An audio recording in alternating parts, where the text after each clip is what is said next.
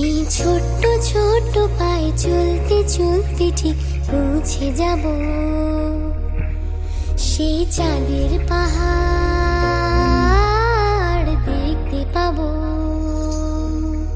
সেই চাঁদের পাহাড় মাথায় যাহার রামধনু রাঙা হয় দেখতে পাবো, ঠিক পৌঁছে যাব। এই ছোট্ট ছোট্ট পায়ে চলতে চলতে